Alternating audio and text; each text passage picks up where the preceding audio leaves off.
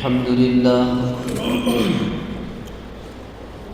لله نحمده ونستعينه ونستغفره ونؤمن به ونتوكل عليه ونعوذ بالله من شرور أنفسنا ومن سيئات أعمالنا من يهد الله فلا مضل له ومن يضلله فلا هادي له ونشهد أن لا إله إلا الله وحده لا شريك له ونشهد أن سيدنا ونبينا وحبيبنا وشفيعنا ومولانا محمدا عبده ورسوله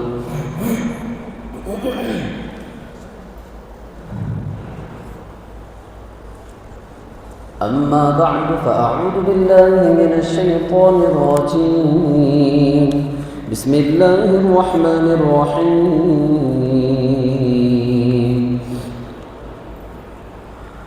ولا تقولوا لمن يقتل في سبيل الله أموات بل أحياء ولكن لا تشعرون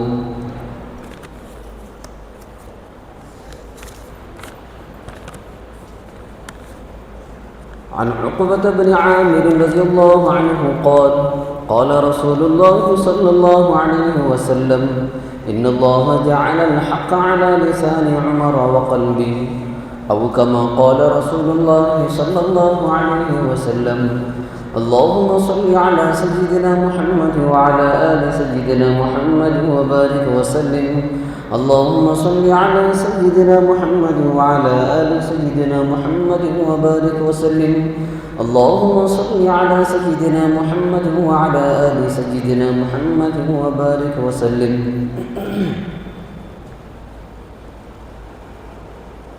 محترم حاضرین کرام، بزرگان دین، نوجوانان اسلام،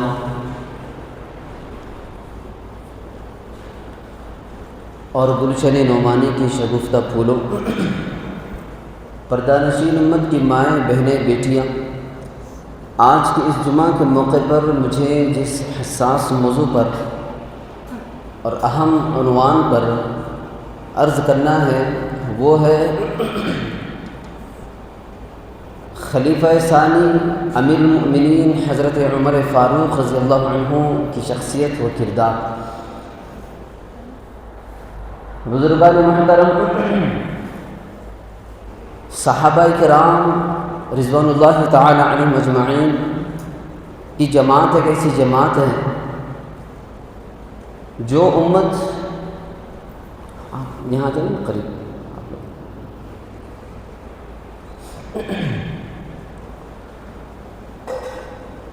جو امت اور نبی کے درمیان پل کا درجہ رکھتے ہیں۔ نبی کریم صلی اللہ علیہ وسلم نے اپنے حیات میں یہ فرمایا کہ میں آپ کے درمیان دو چیزیں چھوڑ کے جا رہا ہوں، ترکت فیکم امرین، کتاب اللہ اور سنت رسول اللہ۔ قرآن کریم کی دولت اور حدیث پاک کی دولت، یہ دو چیزیں جب تک امت پکڑی رہے گی تب تک کبھی گمراہ نہیں ہو سکتی۔ اب یہ دو چیزیں ہمیں کس دکان سے ملے گی، کس کے پاس سے ملے گی؟ صحابہ کرام کی جماعت ایک ایسی جماعت ہے کہ انہی دونوں کے پاس سے، اسی جماعت کے پاس سے یہ عظیم دولت ہمیں مل سکتی ہے، قرآن کریم اور حدیث پاک۔ اسی لیے حدیث پاک کے سلسلے میں کوئی بھی حدیث، کوئی بھی صحابی بیان کرتے ہیں تو صحابی رسول سے دلیل نہیں پوچھی جاتی، گواہ نہیں پوچھا جاتا کہ بتاؤ اس حدیث پر کتنے دلیل ہیں، کتنے گواہ ہیں۔ صحابی رسول کے علاوہ کوئی اور امام، کوئی اور محدث، کوئی اور فقیہ، کوئی اللہ کا ولی حدیث کوئی بیان کر دے تو اسے پوچھا جاتا ہے کہ اس پر کتنے گواہ آپ کے پاس موجود ہیں۔ امام بخاری حدیث کو بیان کرے یا امام ترمذی حدیث کو بیان کرے یا امام مسلم حدیث کو بیان کرے تو گواہ پوچھے جائیں گے کہ آپ کے پاس اس کے گواہ کیا ہے۔ لیکن صحابہ رسول جب کوئی حدیث بیان کر دیں کہ قال رسول اللہ صلی اللہ علیہ وسلم، تو وہاں گواہ نہیں پوچھے جاتے ہیں، کیونکہ اللہ نے ان کو عدول بنایا۔ اللہ کے نبی علیہ الصلوۃ والسلام کا خود ارشاد ہے الصحابۃ کلہم عدول، کہ میرے سارے کے صحابہ، سارے کے سارے صحابہ عادل ہیں، گواہ ہیں، وہ گواہ، وہ عادل ہیں، ان کی خود کی حدیث بیانی یہ خود ان کی عدالت پر دلالت کرتی ہے، انہیں گواہ کی ضرورت نہیں، وٹنس کی ضرورت نہیں۔ اور ان صحابہ کرام کی جماعت میں بڑے بڑے جلیل القدر صحابہ بھی گزرے ہیں، اس میں سے حضرت عمر فاروق رضی اللہ عنہ کی شخصیت ہے۔ حضرت عمر فاروق رضی اللہ عنہ کی دولت، ان کی شخصیت، ان کی ہستی، کہ جب یہ اسلام قبول کیے تھے شروع اسلام میں، تو محض 40 افراد اسلام لا چکے تھے۔ 40 افراد سے زائد متجاوز ہو چکے تھے۔ ایسے حالت میں حضرت عمر فاروق رضی اللہ عنہ نے ایمان قبول کیا تھا، اور ان کی ایمان لانے کی وجہ سے اسلام کو بڑی تقویت اور بڑی قوت حاصل ہو چکی تھی۔ ان کی ایمان لانے کا واقعہ تو آپ حضرات نے بہت مرتبہ سنا ہوگا کہ نبی کریم صلی اللہ علیہ وسلم کو مارنے کے ارادے سے نکلے تھے، اللہ تعالیٰ نے کلمہ نصیب کر دیا۔ میں یہاں پر آپ حضرات کو جو بتانا چاہتا ہوں وہ اس دور کے حالات کے تحت، توجہ سے سنیے۔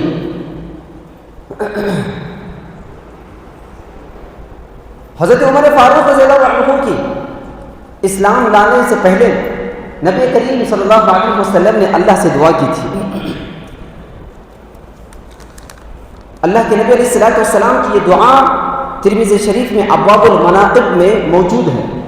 امام ترمذی نے اس واقعے کو نقل کیا کہ اللہ کے نبی علیہ الصلوۃ والسلام نے اللہ سے دعا کی اللہم اعز الاسلام باحب هذین الرجلین الیک بابی جہل او بعمر الخطاب رضی اللہ عنہ۔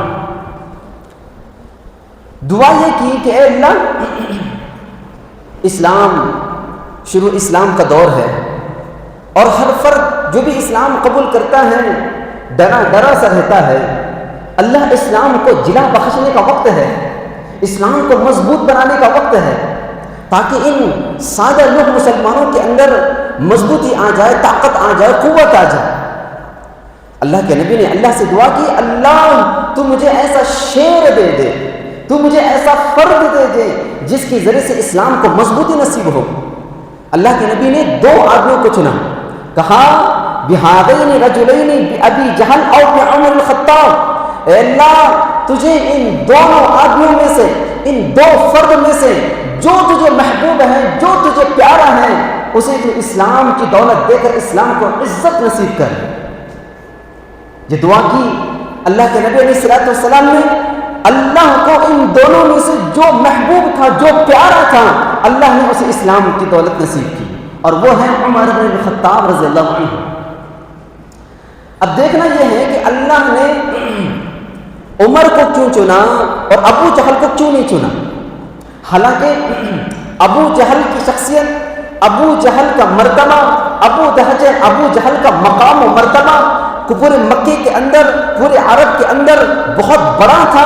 عمر بن خطاب رضی اللہ عنہ کے مقابلے میں ابو جہل قوم کا سردار ہے، ابو جہل قوم کا ذمہ دار ہے، ابو جہل کی حکومت مکے پر چلتی ہے، ابو جہل کی حکومت اور اس کا رسوخ پورے مکے کے اطراف و اکناف پر چلتی ہے، اور یہاں حضرت عمر فاروق رضی اللہ عنہ کی شخصیت ایک کارکن کی حیثیت ہے۔ حضرت عمر نہ ہی قوم کے سردار ہیں، حضرت عمر نہ ہی قوم کے ذمہ دار ہیں، نہ حضرت عمر نہ ہی قوم کے اندر اور پورے مکے کے اندر رسوخ کی حیثیت رکھتے ہیں، کوئی اس میں کا اثر نہیں تھا، ایک معمولی سے کارکن کی حیثیت حضرت عمر فاروق رضی اللہ عنہ کی تھی۔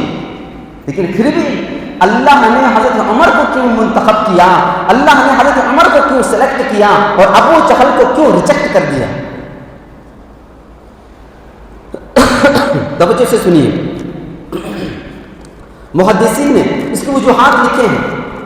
حضرت عمر فاروق رضی اللہ عنہ کو منتخب اور سلیکٹ کرنے کی چند وجوہات ہیں، کیونکہ حضرت عمر فاروق رضی اللہ عنہ کے اندر ضد اور ہر دھرمی نہیں تھی، اور ابو جہل کے اندر ضد اور ہر دھرمی تھی. حضرت عمر فاروق رضی اللہ عنہ کے اندر تکبر اور کبریائی نہیں تھی، ابو جہل کے اندر تکبر اور کبریائی تھی. حضرت عمر فاروق رضی اللہ عنہ کے اندر جھوٹ، خیانت، بددیانتی نہیں تھی، خیانت نہیں تھی.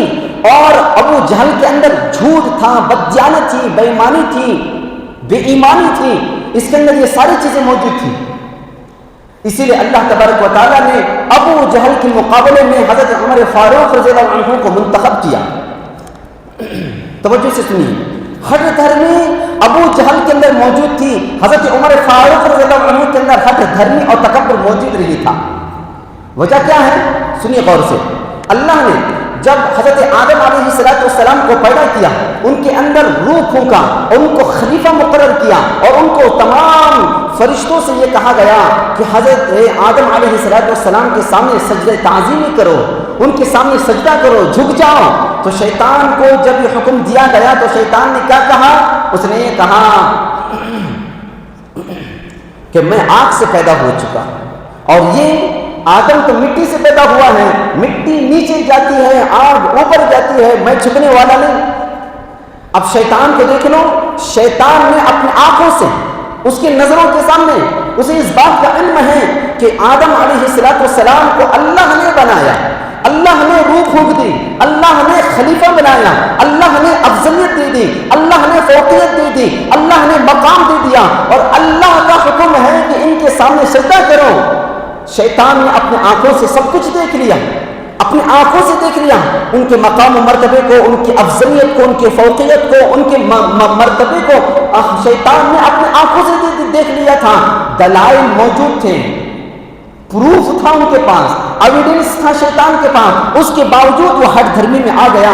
میں آگ سے پیدا ہو چکا ہوں اور یہ مٹی سے پیدا ہوا ہے، میں جھکنے والا نہیں. اللہ نے دلائل کے باوجود شیطان نہیں ماننے کی وجہ سے، ہر دھرمی پر آنے کی وجہ سے، ضد اور انانیت پر آنے کی وجہ سے اللہ نے اس کو ملعون اور مردود قرار دے دیا. اور یہاں ابو جہل کو دیکھ لو، ابو جہل قوم کا سردار ہے. ابو جہل نے اللہ کے نبی علیہ السلام کی شخصیت کو، ابو جہل نے اللہ کے نبی علیہ السلام کے بچپن کو بھی دیکھ لیا ہے. ابو جہل نے اللہ کے نبی علیہ السلام کی شخصیت سے پوری واقف ہے. حضور کے اندر صداقت موجود ہے، ابو جہل کو معلوم ہے. حضور کے اندر امانت داری موجود ہے، ابو جہل کو معلوم ہے. حضور کے اندر صفات موجود ہے، ابو جہل کو معلوم ہے. حضور کے اندر حضور جھوٹے نہیں ہو سکتے، خیانت دار نہیں ہو سکتے، بے ایمان نہیں ہو سکتے، جھوٹے نہیں ہو سکتے، جھوٹ نہیں بول سکتے. یہ سارے کے سارے صفات کا علم ابو جہل کو ہے، لیکن اس کے باوجود دلائل سامنے تھے. یہاں تک کہ اللہ کے نبی علیہ السلام نے ابو جہل کے سامنے اپنی حقانیت کو، اسلام کی حقانیت کو بتانے کے لیے، اللہ ایک ہے، اللہ کی توحید کو بتانے کے لیے شق قمر کا واقعہ بھی پیش کر دیا. چاند کو 2 ٹکڑے کر کے دکھا دیا، انگلی سے اشارہ کر کے بتا دیا. باوجود سارے کے سارے دلائل ہونے کے ابو جہل نے انکار کر دیا کہ نہیں، یہ تیرے ہاتھ کا جادو ہے، یہ تیرا کمال نہیں ہو سکتا. ابو جہل کے اندر تکبر تھا، ابو جہل کے اندر انانیت تھی، ضد اور ہٹ دھرمی تھی. میں قوم کا سردار ہوں، یہ محمد یہ ایک معمولی سا بیٹا ہے، میرے سامنے کا بچہ ہے، میرے نظروں کا بچہ ہے، اس کو نبوت مل سکتی ہے، مجھے کیوں نہیں مل سکتی؟ میں اس کی بات کیوں مانوں؟ میں قوم کا سردار ہوں. یہ ہر دھرمی موجود تھی. دلائل کو اس نے برطرف ایک طرف کر دیا اور اپنی انانیت کو سامنے رکھ دیا، جس کی وجہ سے معلوم تھا اللہ کو حضرت عمر کے اندر تکبر نہیں تھی، ضد اور ہر دھرمی نہیں تھی. ابو جہل کے اندر ضد اور ہر دھرمی تھی، جس کی وجہ سے اللہ نے ابو جہل کو ریجیکٹ کر دیا، راندہ درگاہ کر دیا، ملعون کر دیا، اور حضرت عمر کو پسند کر لیا اسلام کے لیے. تو اس سے یہ معلوم ہوا اللہ کے پاس مقبول اگر ہونا ہے، اللہ کے پاس منتخب اگر ہونا ہے، تو سب سے پہلے اپنے اندر کی ہٹ دھرمی، ضد، انانیت کو ختم کرنا ہوگا. اپنی غلطی سامنے آ گئی، دلیل موجود ہے، لیکن آج مسلمانوں کا حال کیا ہے؟ میں غلطی کیوں مانوں؟ میں چھوٹا ہوں کیا؟ میں غلطی کیوں مانوں؟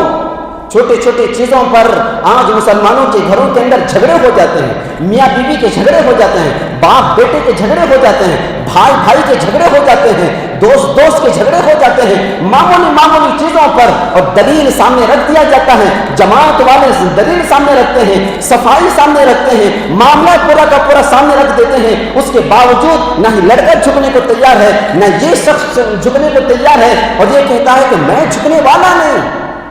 آج مسلمانوں کی حالت یہ ہو چکی ہے، اسی لیے آج مسلمان دور سے دور ہوتے ہوئے جا رہے ہیں، اللہ کی نظروں سے گرتے ہوئے جا رہے ہیں۔ اگر اللہ کی نظروں میں منتخب ہونا، مقبول ہونا ہے، ہمارے اندر کی ہٹ دھرمی، ہمارے اندر کی ضد اور انانیت ہمیں اندر سے ختم کرنا ہوگا۔ یہاں حضرت عمر رضی اللہ عنہ کو دیکھیں، حضرت عمر کے اندر ہٹ دھرمی نہیں تھی۔ کیسے معلوم ہوا؟ جب وہ اسلام قبول کرنے کا موقع آیا، گھر کے اندر گئے، بہن اور بہنوئی دونوں کی دونوں قرآن پڑھ رہے ہیں، بہت غصے میں ہیں، غضبناک ہیں، دیکھا کہ قرآن پڑھ رہے ہیں، اور کوڑا لیا اور اپنی بہن کو، اپنے بہنوئی کو اتنا مارا، بہن خون سے لطپت ہے، خون میں شرابور ہے، اور خون سے لطپت ہو کر اس کے بعد جب ان کی بہن جب یہ کہتی ہے، عمر تو بھی خطاب کا بیٹا ہوگا، یہ تیری بہن بھی خطاب کی بیٹی ہے، تو جب ضد پر ہے میں بھی ضد پر ہوں، کلمہ چھوڑوں گی نہیں چاہے جو بھی ہو جائے۔ اور جب یہ کہنے کے بعد عمر رضی اللہ عنہ نے جب اپنی بہن کی ان باتوں کو سنا تو دل کے اندر یہ پیدا ہوا، ارے اتنا مار چکا ہوں، خون سے لطپت ہے، بہن ہٹنے کو تیار نہیں ہے، سن تو لے ایک مرتبہ کہ بہن کیا کہتی ہے۔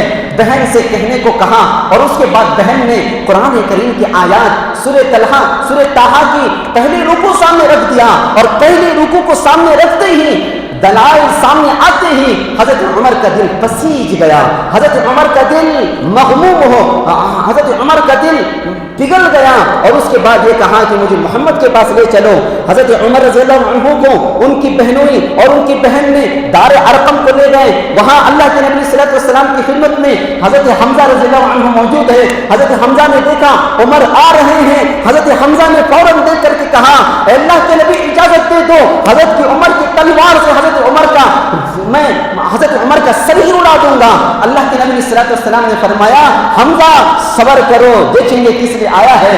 حضرت عمر سامنے آتے ہی اللہ کے نبی نے فرمایا، کیا عمر تمہارا ابھی تک وقت نہیں آیا ہے کہ تمہارے دل کے اندر اللہ کا خوف پیدا ہو جائے، اللہ کا ڈر پیدا ہو جائے، اسلام کی حقانیت پیدا نہ ہو جائے۔ اس کے بعد اللہ کے نبی نے حضرت عمر کے سینے پر یوں ہاتھ مارا، اور اس کے بعد حضرت عمر نے کہا، اے اللہ کے رسول یہ میری تلوار ہے، مجھے کلمہ پڑھا دو، مسلمان بنا دو۔ یہ ہوا ہے۔ تو جس کے اندر ہٹ درمی انانیت ہوتی ہے، اللہ اسے قبول نہیں کرتا، اللہ اسے محبوب نہیں کرتا۔ اسی لیے اللہ کے نبی صلی اللہ علیہ وسلم نے دعا یہ کی تھی، بِأَحَبِّ هَذَيْنِ الرَّجُلَيْنِ بِأَبِي جَهْلٍ أَوْ بِعُمَرٍ، اللہ تجھے جو محبوب ہے، پتہ یہ چلا اللہ کو محبوب، اللہ کے سامنے محبوب بننے کے لیے ان صفات ہمارے اندر ہمیں لانی پڑی۔ دوسری وجہ، حضرت عمر رضی اللہ عنہ معاملات کے بہت کلیئر تھے۔ حضرت عمر رضی اللہ عنہ کے کندھوں پر قرض کا بوجھ نہیں تھا، امانت دار تھے، پیسے لے کر کھا نہیں جاتے تھے، وہ امانت داری کے ساتھ لوٹایا کرتے تھے۔ اور اس کے مقابلے ابو جہل کے اندر بددیانتی تھی، بے ایمانی تھی، خیانت تھا، وہ لوگوں کے پیسے لے کر ہڑپ کر کھا جاتا تھا۔ اسے اس بات کا غرور تھا کہ میں قوم کا سردار ہوں، میں پیسے لے کر کے کھا جاؤں، کروڑوں روپے کھا جاؤں، اربوں روپے کھا جاؤں، اسکیم کروں، پیسے لے کر کے ملک سے باہر چلے جاؤں، بھاگ جاؤں، مجھے کوئی پوچھنے والا نہیں ہے، حکومت میرے ہاتھ میں، کرسی میرے ہاتھ میں، پاور میرے ہاتھ میں ہے، اس بات کا اسے غرور تھا۔ لیکن حضرت عمر رضی اللہ عنہ کے اندر یہ چیزیں نہیں تھی۔ حضرت عمر رضی اللہ عنہ معاملات کی بہت کلیئر تھے، تو پتہ یہ چلا جس کے اندر معاملات کی صفائی ہوتی ہے، امانت داری جس کے اندر ہوتی ہے، دیانت داری جس کے اندر ہوتی ہے، اللہ اسے اپنے اسلام کی خدمت کے لیے، دین کی خدمت کے لیے قبول کرتا ہے۔ اسلام کی خدمت، اسلام کی ترقی کا کام، قوم کی ترقی کا کام اتنا آسان نہیں ہے۔ اللہ بہت سوچ سمجھ کر کے اسے قبول کرتا ہے، اور بندے کو بھی قبول کروانا پڑتا ہے۔ تیسری وجہ، حضرت عمر رضی اللہ عنہ کے اندر غیرت تھی، ابو جہل کے اندر بے غیرتی تھی۔ حضرت عمر رضی اللہ عنہ کے اندر غیرت کیسی تھی دیکھ لیجئے. جب اسلام لانے کا موقع آیا، اپنی بہن کو خون سے لطپت دیکھا، عمر نے ان کی بہن نے جب یہ کہا کہ عمر میں اپنی دین سے ہٹنے والی نہیں ہوں، میں خطاب کی بیٹی ہوں، کچھ بھی ہو جائے میں ہٹنے والی نہیں ہوں، اس بات پر حضرت عمر کو غیرت آئی. بہن خون سے لطپت ہے اور گنتی کے چند اس کے اندر سانسیں موجود ہیں، میں نے اتنے مار دیا ہے پھر بھی وہ اپنے دین سے ہٹنے کو تیار نہیں. ہو نہ ہو اس کے اندر کچھ نہ کچھ موجود ہے.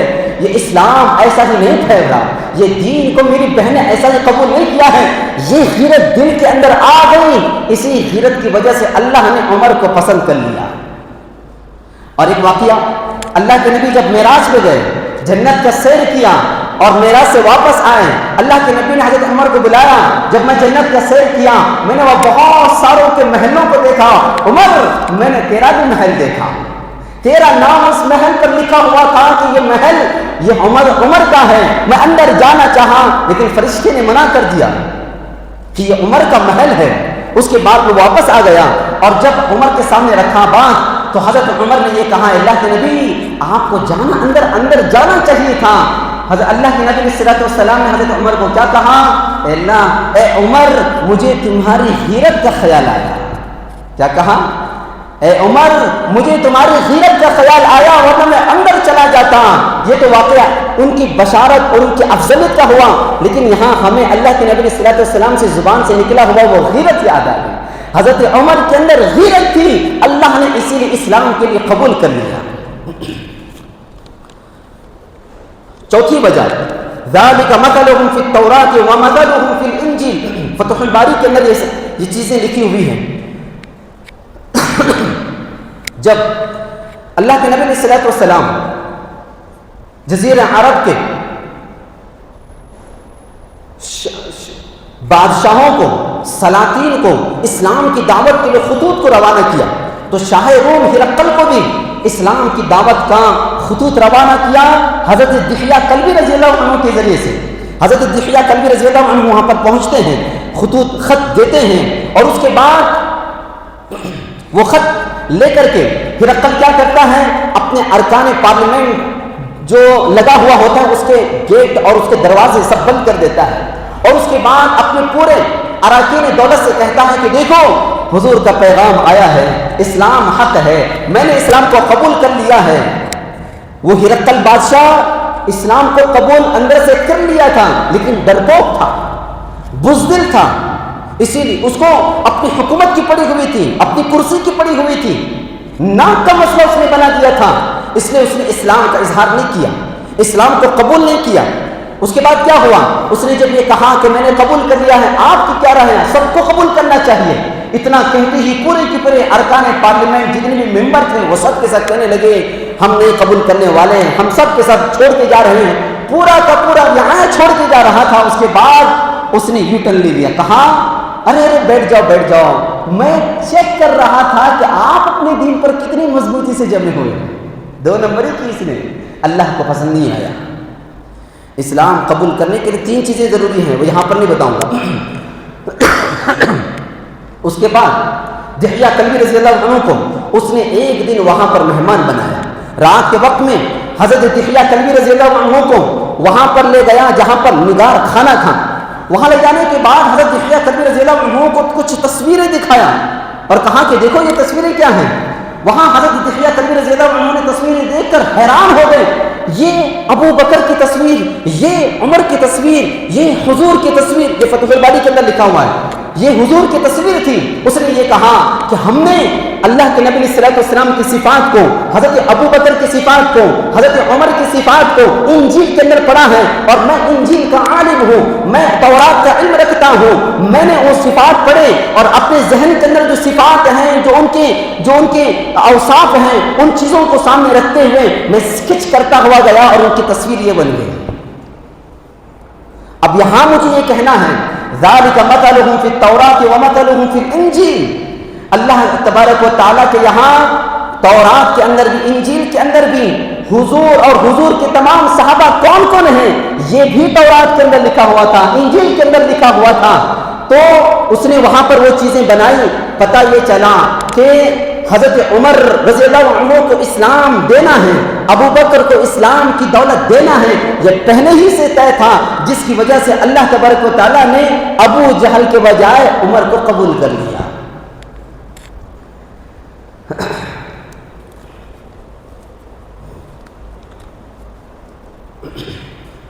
پانچویں وجہ امام بیہقی رحمہ اللہ نے لکھا ہے، نبی کریم صلی اللہ علیہ وسلم نے فرمایا حدیث کو، انا و ابو بکر و عمر خلقنا من تربۃ واحدۃ، میں اور حضرت ابو بکر اور حضرت عمر یہ سب کے سب ہم تینوں کی تینوں ایک ہی مٹی سے پیدا ہوئے ہیں.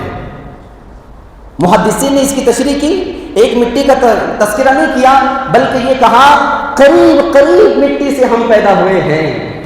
اللہ کے نبی صلی اللہ علیہ وسلم نے تو یہ کہہ دیا. اب جب ایک مٹی سے پیدا ہوئے ہیں، امام قرطبی رحمۃ اللہ علیہ نے سورہ طٰہٰ کی وہ آیت منہا خلقناکم وفیہا نعیدکم ومنہا نخرجکم تارۃ اخری، آخرت میں قیامت میں جب حشر کا میدان کھڑا ہو جائے گا اور اس وقت پورے کے پورے انسان اپنی اپنی مٹی سے قیامت کے میدان کی طرف چل دیں گے، جو جس مٹی سے پیدا ہوا ہے وہ اسی مٹی سے اڑ جائے گا. یہ وہاں پر تشریح کی ہے. اس کے بعد اللہ کے نبی صلی اللہ علیہ وسلم کی اس حدیث کو وہاں پر جگہ دی اور یہ فرمایا اللہ کے نبی حضرت عمر اور حضرت عمر یہ ایک ہی مٹی سے پیدا ہوئے ہیں، اسی لیے ان کی قبریں بھی ایک ہی جگہ پر ہوئی ہیں. تو اللہ تبارک و تعالیٰ نے حضور کی اس دعا پر حضرت عمر کو پسند اس وجہ سے کیا، ارے تم تو اس قافلے کے ہو، کہاں بھٹک رہے ہو، آ جاؤ ہمارے قافلے میں. اسی لیے حضرت عمر کو اللہ تبارک و تعالیٰ نے منتخب کیا، ابو جہل کو منتخب نہیں کیا. حضرت عمر رضی اللہ عنہ کی شخصیت اور ان کی حکومت کتنے سال تھے. حضرت عمر رضی اللہ عنہ کو جو حکومت ملی ہوئی تھی اس وقت حضرت ابو بکر رضی اللہ عنہ کی خلافت میں اسلام جو پھیلا ہوا تھا وہ 11 لاکھ مربع میل کی مسافت پر اسلام پھیل چکا تھا. اور جب حضرت عمر رضی اللہ عنہ کی حکومت آئی تو ان کے آخری دور تک 22 لاکھ مربع میل کے مسافت پر اسلام پھیل چکا تھا. 22 لاکھ مربع میل کتنا ہوتا ہے پتہ ہے آپ کو؟ ہمارا جو یہ بھارت ہے، انڈیا ہے، میں نے سرچ کیا گوگل کے اندر کہ یہ ہمارا ملک کتنی مربع میل پہ پھیلا ہوا ہے، تو مجھے گوگل نے یہ جواب دیا 12,32,000 کچھ چلر مربع میل کی مسافت پر یہ ہمارا انڈیا پھیلا ہوا ہے. اب حضرت عمر رضی اللہ عنہ کی حکومت کتنے مربع میل پر تھی؟ 22 لاکھ، یعنی ڈبل انڈیا پر، اس ملک سے دگنے ملک پر حضرت عمر کی حکومت ہوئی ہے. اتنی بڑی شان رکھنے والا، اتنی بڑی حکومت رکھنے والا یہ شخصیت، یہ حضرت عمر رضی اللہ عنہ. جب ان کا انتقال ہوا تو ان کی خلافت کے جو ایام ہیں 10 سال 6 ماہ انہوں نے حکومت کی ہے، خلافت کو سنبھالا ہے، حکومت کو سنبھالا ہے حضرت عمر رضی اللہ عنہ. ان کے آخری دور میں، آخری سال میں جب یہ حج کر کے مکے سے واپس آ رہے تھے اس وقت ان کی مسنون عمر بھی ہو چکی تھی. حضرت عمر رضی اللہ عنہ کی یعنی 63 سال، مسنون عمر کا مطلب 63 سال جو حضور کی عمر ہے اتنی عمر ہو چکی تھی. آ رہے تھے، اس کے بعد انہوں نے اللہ سے دعا کی، اے اللہ میری مسنون عمر بھی ہو چکی ہے، ہڈیاں کمزور بھی ہو چکے ہیں، طاقت ابھی نہیں رہی ہے، اللہ تیرے پاس آنے کا وقت ہو چکا ہے. اے اللہ میری اس دعا کو سن لے، میں تیرے پاس آنا چاہتا ہوں، لیکن ایسے ہی نہیں، مجھے شہادت بھی چاہیے، مجھے مدینے کی مٹی بھی چاہیے، مجھے شہادت بھی چاہیے اور مدینے کی مٹی بھی چاہیے. اللہ شہادت میں طلب کرتا ہوں، سرحد پر جاؤں گا، جنگوں میں جاؤں گا، شاید کہ مجھے شہادت نہ ملے. اللہ اگر میں شہادت کے لیے وہاں جاؤں تو شہادت مل بھی جائے گی لیکن مدینے کی مٹی مجھے نصیب نہیں ہوگی. اگر میں مدینے کی مٹی کی تلاش میں اور اس کی خواہش میں وہاں پر رہوں گا تو شہادت سے میں محروم ہو جاؤں گا. اللہ تو ایسا کچھ کر دے کہ مجھے شہادت بھی مل جائے اور مدینے کی مٹی بھی مجھے مل جائے. یہ حج سے واپسی کے وقت حضرت عمر نے اللہ سے دعا کی تھی، اور اللہ تو اللہ ہے، اللہ سب کچھ کر سکتا ہے، اللہ کے لیے کیا بعید ہے، اللہ نے وہ کر دیا۔ حضرت عمر نے دعا کی تھی، اللہم اجعل شہادتا لی فی سبیلک واجعل موتی فی بلد رسولک، اللہ مجھے تیرے راستے کی شہادت بھی دے دے، تیرے راستے میں شہید ہونا بھی نصیب کر دے، اور مجھے تیرے رسول کی مٹی بھی نصیب کر دے۔ یہ دعا کی تھی حضرت عمر رضی اللہ عنہ نے، اور اللہ نے یہ دعا قبول بھی کی۔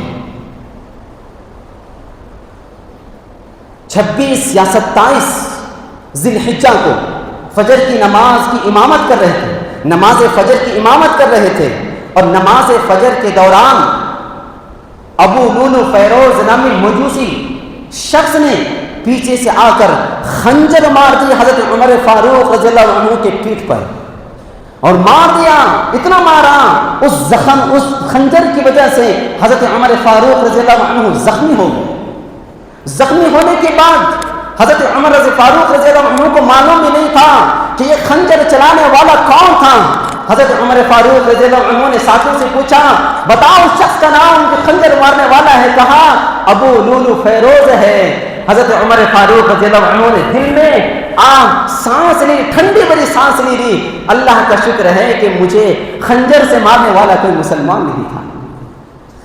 شہادت پکی ہوگی، ایک تو یقینی ہو گیا، اللہ نے جو میں نے دعا کی تھی، شہادت کی، اللہ مجھے اب سے شہادت دے رہا ہے۔ 3 دن گزر گئے، 3 روز کے بعد 1 محرم الحرام کو اللہ تبارک و تعالیٰ نے ان کو جام شہادت نوش کروا دیا، اور وہ انتقال کر گئے۔ حضرت عمر فاروق رضی اللہ عنہ جام شہادت بھی لیے، اور پھر اس کے بعد یہ سورج ہمیشہ ہمیشہ کے لیے ڈوب گیا۔ حضرت عمر فاروق رضی اللہ عنہ کی اس شہادت کا یہ موقع ہے، ابھی کچھ دنوں کے بعد یا پیر یا منگل کو 1 محرم الحرام آ جائے گا، یہ اسی یوم شہادت یہ یاد دلاتا ہے۔ اس وقت میں، اس شہادت کے وقت میں، اس شہادت کے واقعے کو بتا کر میں آپ تمام کو، یہاں پر جتنے بھی موجود ہیں، سب کو یہ کہنا چاہتا ہوں، یہ اتنی بڑی شخصیت ہے۔ یاد رکھیے، حضرت عمر فاروق رضی اللہ عنہ نے اپنی خدمت کا، اپنے کام کی شروعات جہاں سے کی تھی، وہ بھی کوئی مسلمانوں کا ملک نہیں تھا، وہ بھی مکہ المکرمہ، وہ بھی آس پاس اور میجورٹی مسلمانوں کی نہیں تھی، بلکہ 40 لوگ صرف مسلمان ہوئے تھے۔ اس کے بعد 41ویں نمبر پر حضرت عمر فاروق رضی اللہ عنہ نے اسلام کو قبول کیا تھا۔ سارے کے سارے غیر مسلم تھے، اس کے علاوہ سارے کے سارے نان مسلم تھے، ہندو تھے، کام کرنا شروع کر دیا۔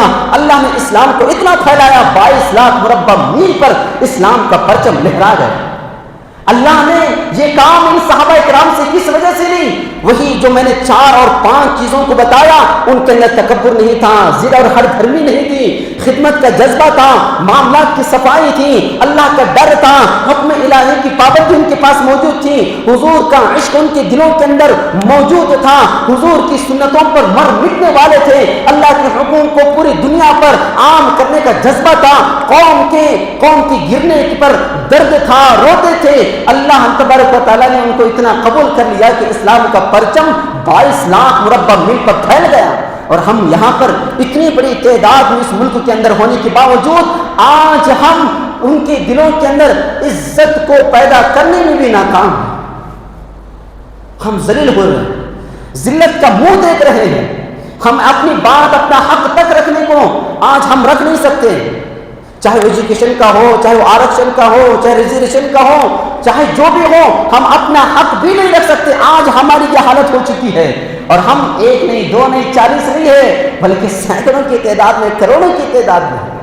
تو یہ کیا وجوہات ہیں؟ وہی وجوہات جو صحابہ کے اندر اگر موجود وجوہات تھی، وہی وجوہات اگر ہمارے اندر بھی آ جائیں، اللہ وہ دن بھی دکھا دے گا جو صحابہ کرام کو دکھا دیا تھا۔ اللہ سے دعا ہے اللہ تبارک و تعالی ہم تمام کو عمل کرنے کی توفیق عطا فرمائے۔ آمین۔ وآخر دعوانا الحمدللہ رب العالمین۔